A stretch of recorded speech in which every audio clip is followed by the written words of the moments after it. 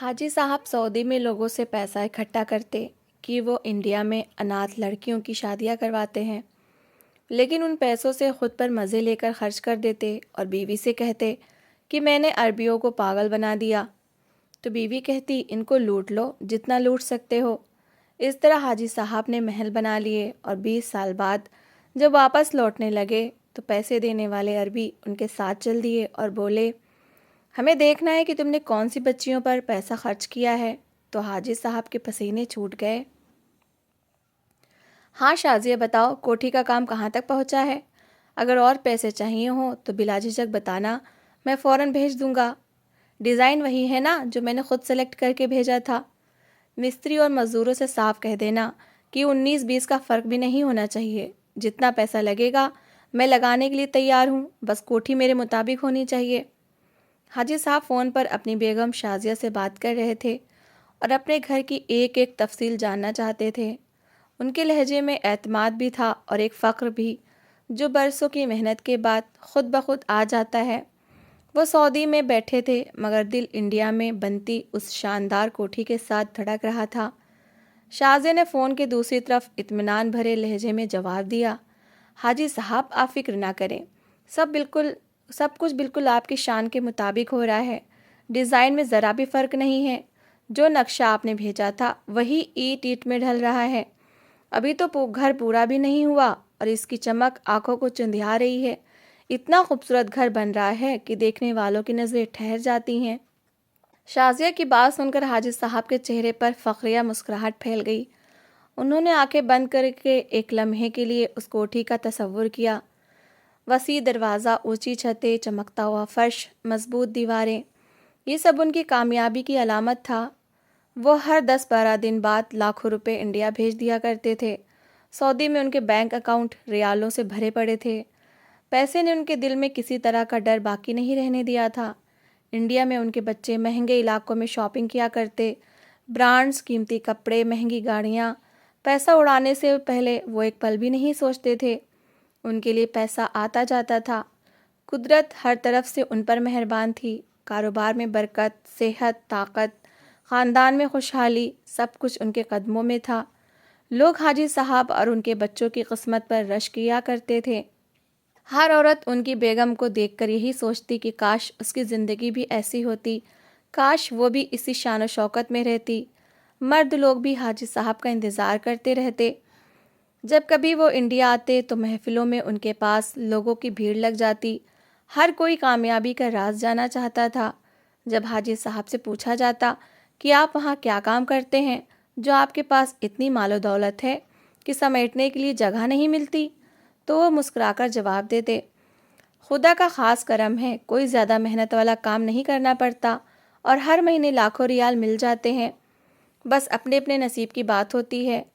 वरना माजिद का बेटा भी तो गया था, कितने साल मेहनत मजदूरी करके वापस आया और अब भी वापस आकर एक दुकान खोलकर बैठा हुआ है या फिर घर बनाया है, वो भी मामूली सा।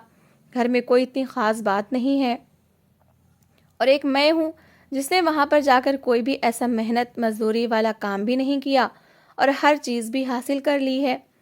ये सुनकर लोग और हैरान हो जाते थे। उनके कई रिश्तेदार भी सऊदी में थे। वो जब बात करते तो कड़ी मेहनत और जिस्म तोड़ देने वाली ड्यूटियों का जिक्र करते। वो अक्सर थकन और मजबूरी की शिकायत करते नज़र आते थे, मगर हाजी साहब की बातें बिल्कुल उलट होती। उनके चेहरे पर न थकन होती न परेशानी। ऐसा लगता जैसे वो वहाँ सिर्फ आराम करते हैं और इन्हें आराम करने के पैसे मिलते हैं। सच्चाई ये थी कि सऊदी के कानून वाकई बहुत सख्त हैं। वहाँ बाहर से आने वाले मज़दूरों से कड़ी मेहनत ली जाती है। वक्त की पाबंदी, ज़रा सी गलती पर सज़ा, ये सब आम बातें हैं। अगर कोई आराम पसंद हो तो वहाँ जाना उसके लिए आसान नहीं होता। वहाँ वही लोग कामयाब होते हैं जो हालात से लड़ना जानते हैं या जिन पर किस्मत ख़ास मेहरबान हो। हाजी साहब खुद को इन्हीं खुशनसीब लोगों में शामिल करते थे। उनके नज़दीक उनकी कामयाबी सिर्फ मेहनत का नतीजा नहीं थी, बल्कि ये सब खुदा की ख़ास नेमत थी। इसलिए वो दिल खोल कर खर्च करते थे। कोठी हो या कारोबार, बच्चों की ख्वाहिश हो या बेगम की फरमाइश, वो कभी पीछे नहीं हटे। हर काम के लिए बढ़ चढ़ कर पैसा दिया करते थे। فون بند کرنے سے پہلے حاجی صاحب نے ایک بار پھر کہا، شازیہ، کسی چیز میں کوئی کمی نہیں ہونی چاہیے، لوگ دیکھیں تو جان جائیں کہ یہ گھر کسی عام آدمی کا نہیں ہے۔ شازیہ نے پوری یقین سے جواب دیا، آپ بے فکر رہیں حاجی صاحب، یہ کوٹھی واقعی سب کو پیچھے چھوڑ دے گی۔ فون بند ہوا تو حاجی صاحب نے کھڑکی سے باہر دیکھا۔ ان کے دل میں اطمینان تھا، انہیں یقین تھا کہ جب وہ انڈیا لوٹیں گے تو ان کی شان و شوکت کا ایک نیا چیپٹر کھل چکا ہوگا۔ حاجی صاحب کی زندگی باہر سے جتنی شاندار دکھائی دیتی تھی، اندر سے اتنی ہی کھوکھلی اور جھوٹ پر کھڑی تھی۔ ان کی تعمیر ہو رہی کوٹھی شان و شوکت کسی محنت کا نتیجہ نہیں تھی، نہ یہ کسی کاروباری عقل مندی کی کمائی تھی، اور نہ ہی اسے خدا کی خاص عطا کہا جا سکتا ہے۔ حقیقت یہ تھی کہ ان کی دولت غریبوں کے آنسوؤں، اناتھوں کی آہوں اور مجبور لوگوں کے آنسوؤں کو روند کر جمع کی گئی تھی۔ وہ پیسہ جسے وہ اپنی قسمت اور نصیب کا نام دیتے تھے، دراصل ان لوگوں کا حق تھا جو زندگی کی ضرورتوں کے لیے ترس رہے تھے۔ سعودی میں حاجی صاحب نے اپنی ایک الگ پہچان بنا لی تھی۔ وہ خود کو بہت نیک دل اور درد مند انسان کے طور پر پیش کرتے تھے۔ ان کی زبان پر ہر وقت غریبوں کی مدد اور اناتھ بچیوں کی شادیوں کا ذکر رہتا تھا۔ وہ مکہ اور مدینہ میں بیٹھ کر لوگوں کو یہ بتاتے تھے کہ انڈیا میں بہت سے غریب گھرانے ایسے ہیں جہاں باپ کے سائے اٹھ چکے ہیں اور بیٹیاں شادی کی عمر کو پہنچ کر گھروں میں بیٹھی رو رہی ہیں۔ وہ بڑے اچھے انداز میں بات کرتے اور لوگوں کے دلوں کو نرم کر دیتے تھے۔ وہ غریبوں کو بتاتے کہ انڈیا میں اناتھ بچیوں کی شادیاں کرنا بہت مشکل ہو چکا ہے۔ جہیز کا بوجھ، رسم و رواج، پیسوں کی تنگی، یہ سب پریشانیاں وہ اس طرح بیان کرتے کہ سننے والا خود کو گناہ گار محسوس کرنے لگتا۔ حاجی صاحب کہتے تھے کہ خدا نے اگر کسی کو مال دیا ہے تو اس مال میں اسی وقت برکت ہوتی ہے جب وہ کسی اناتھ کے کام آ جائے۔ یہی باتیں سن کر لوگ ان پر بھروسہ کر لیتے۔ کئی عربی شیخ اور مالدار لوگوں نے حاجی صاحب پر پورا بھروسہ کر لیا تھا۔ انہوں نے نہ صرف ایک بار بڑی رقم دی بلکہ باقاعدہ ہر مہینے ان کے اکاؤنٹ میں ریال آتے تھے تاکہ انڈیا میں غریب اور اناتھ بچیوں کی شادیاں اچھے سے کروائی جا سکیں۔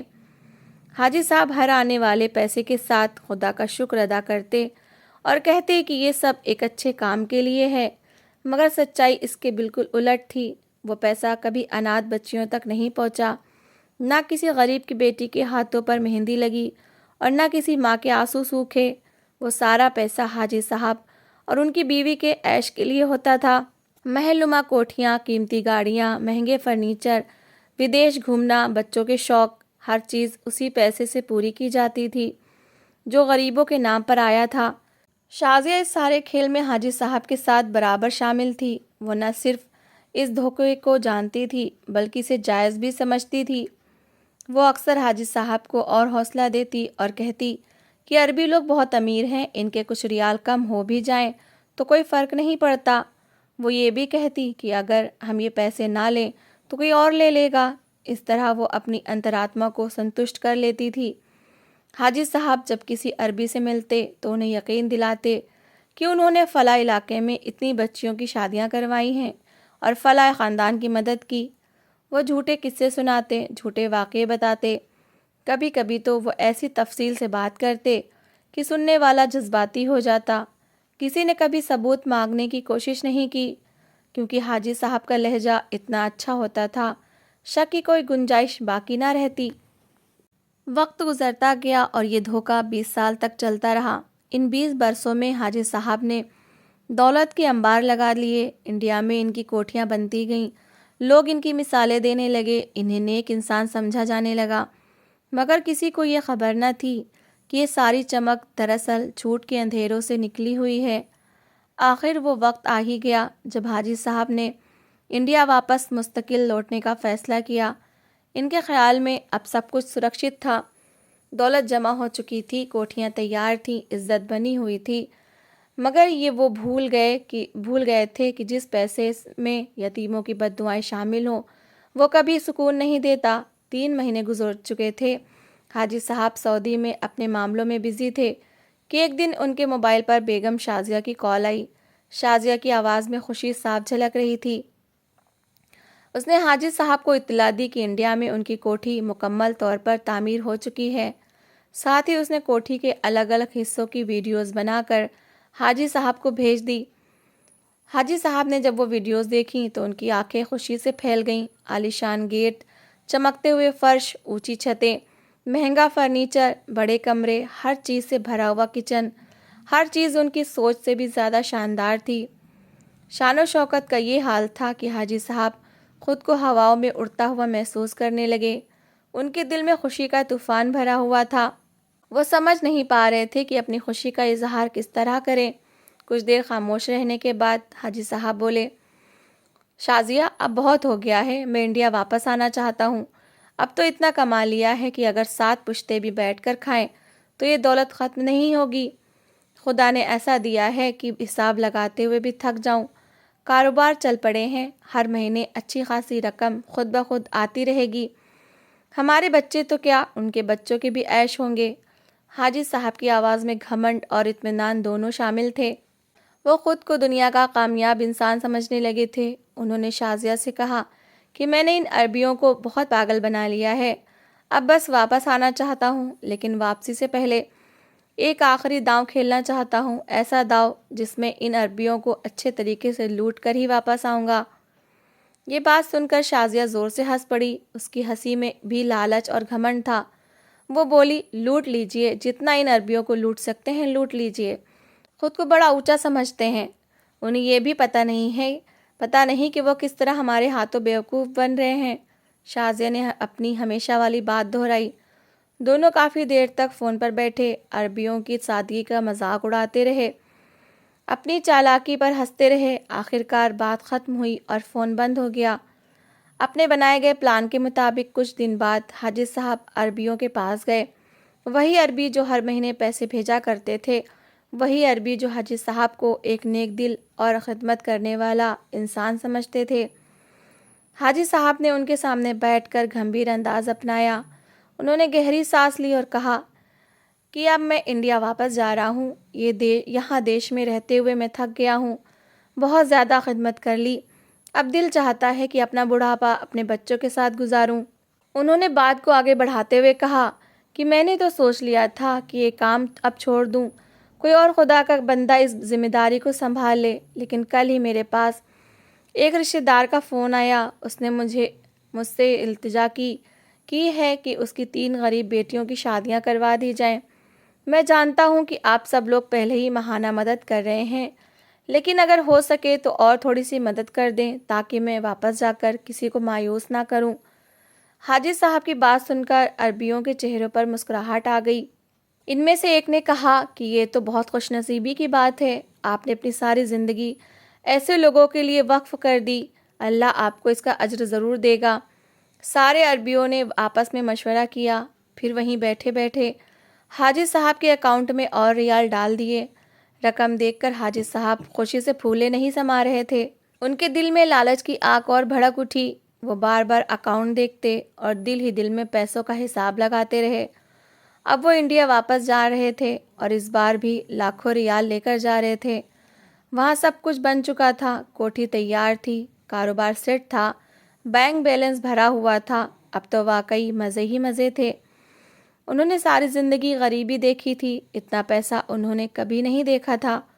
وہ بار بار آسمان کی طرف دیکھتے اور دل ہی دل میں کہتے کہ خدا بھی کیسا مہربان ہے، خود ہی وسیلہ بنا دیتا ہے اور یوں نواز دیتا ہے کہ کسی چیز کی کمی باقی نہیں رہتی۔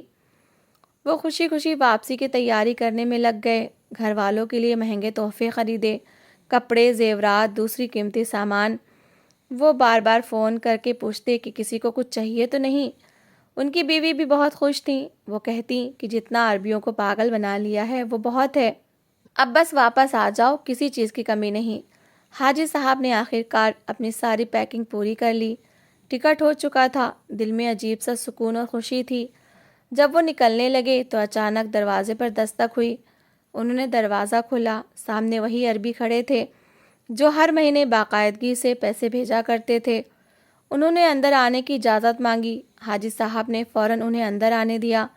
وہ جانتے تھے کہ آج ان کے پاس جو کچھ بھی ہے وہ سب انہی عربیوں کا دیا ہوا ہے، بھلے یہ پیسے دھوکے سے حاصل کیا گیا ہو، لیکن حقیقت یہی تھی کہ وہ ان کے احسان مند تھے۔ وہی لوگ تھے جو برسوں سے ان پر بھروسہ کرتے آئے تھے اور ان کے کاموں کی سچائی پر یقین رکھتے تھے۔ انہوں نے نرمی سے کہا کہ ہم آپ کے ساتھ انڈیا جانا چاہتے ہیں۔ ہم اپنی آنکھوں سے دیکھنا چاہتے ہیں کہ ہمارا دیا ہوا پیسہ کہاں استعمال ہوا۔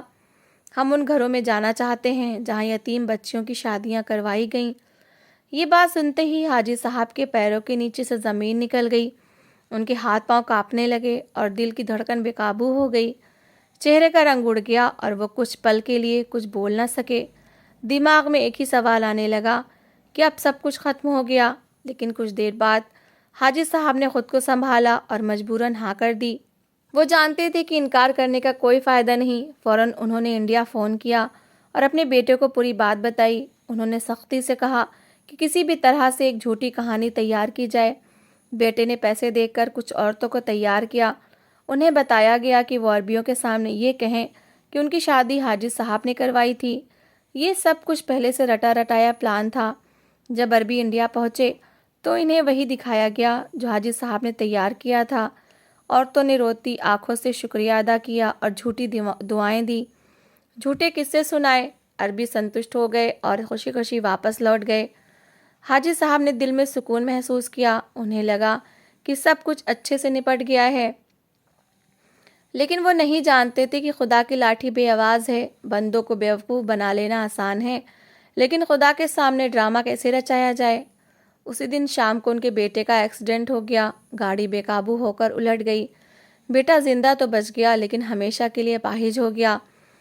اس کے ہاتھ اور پیر کام کرنا چھوڑ گئے۔ یہ صدمہ ابھی تازہ ہی تھا کہ بیگم شازیہ کی طبیعت خراب رہنے لگی، کمزوری بڑھنے لگی اور کئی دن بعد ڈاکٹروں نے ٹیسٹ کروائے۔ رپورٹ آئی کہ شازیہ کو کینسر ہے۔ اسی دوران حاجی صاحب کے کاروبار میں بھی گراوٹ آنا شروع ہو گئی۔ وہ دولت جس پر کبھی وہ انہیں گھمنڈ تھا، دھیرے دھیرے نقصان میں بدلنے لگی۔ پراپرٹی سے آمدنی کم ہونے لگی اور بینک بیلنس گھٹنے لگا۔ حاجی صاحب اب راتوں کو سو نہیں پاتے تھے۔ وہ اکیلے بیٹھ کر اپنے اتیت کے فیصلوں کو یاد کرتے اور آنکھوں سے آنسو بہاتے۔ ہر وہ لمحہ آنکھوں کے سامنے آتا جب انہوں نے کسی غریب کے حق پر ڈاکہ ڈالا تھا۔ انہوں نے سمجھا کہ یہ سب کچھ ان کے اپنے کیے کا نتیجہ ہے۔ اب انہیں احساس ہو چکا تھا کہ انہوں نے بہت بڑا گناہ کیا ہے، لیکن معافی کا کوئی راستہ انہیں سمجھ نہیں آ رہا تھا۔ دل سے معافی مانگنے کی ہمت نہیں تھی۔ ضمیر لگاتار انہیں کوستا رہا۔ ایک رات انہوں نے خدا کے سامنے سجدہ کیا۔ آنکھوں سے آنسو بہہ رہے تھے۔ انہوں نے سچے دل سے معافی مانگی اور فیصلہ کیا کہ اب جو کچھ باقی ہے وہ خدا کی راہ میں خرچ کریں گے۔ اسی دن انہوں نے فیصلہ کیا کہ اپنی ساری پراپرٹی کی آمدنی غریب بچوں کو دیں گے، پڑھائی کا بندوبست کریں گے، یتیم بچیوں کی شادیاں کروائیں گے، بغیر کسی دکھاوے کے اور بغیر کسی دھوکے کے۔ وقت گزرتا گیا، حاجی صاحب کا دل ہلکا ہونے لگا۔ انہوں نے خود نگرانی میں یہ کام شروع کیا۔ ہر پیسہ صحیح جگہ پہنچنے لگا۔ کچھ ہی سمے بعد حالات بدلنے لگے۔ بیٹے کی طبیعت میں بہتری آنے لگی۔ شازیہ کا علاج کامیاب ہونے لگا۔ گھر کی فضا میں سکون واپس آ گیا۔ حاجی صاحب جان چکے تھے کہ خدا انصاف کرنے والا ہے، سزا بھی دیتا ہے اور معافی بھی۔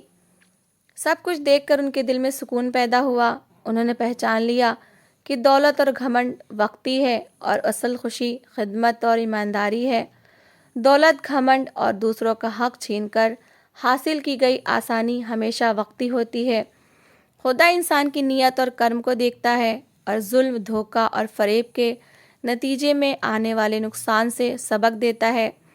جو انسان دوسروں کے ادھیکاروں کا احساس نہیں کرتا اور صرف اپنی ہوس اور لالچ کے لیے کام کرتا ہے، اسے آخرکار اپنے کرموں کی سزا بھگتنی پڑتی ہے۔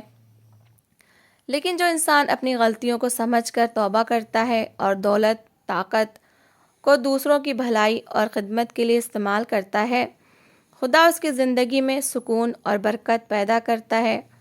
حاجی صاحب کی طرح اگر ہم اپنی غلطیوں کو سمجھیں اور دوسروں کی مدد کے لیے دل کھول کر کام کریں تو خدا نہ صرف ہماری مشکلیں دور کرتا ہے بلکہ ہمارے گھر اور زندگی کو سچی خوشیوں سے بھر دیتا ہے۔ تو دوستو، اس کہانی کو لے کر آپ کی کیا رائے ہے؟ کمنٹ باکس میں ضرور بتائیں، اور اگر آپ کو ہماری آج کی کہانی اچھی لگی ہو تو پلیز اسے لائک ضرور کریں۔ اگر آپ نے ابھی تک ہمارے چینل کو سبسکرائب نہیں کیا تو ضرور کر لیجئے۔ تو ملتے ہیں ایسی ہی ایک اور موٹیویشنل کہانی کے ساتھ۔ Thanks for watching.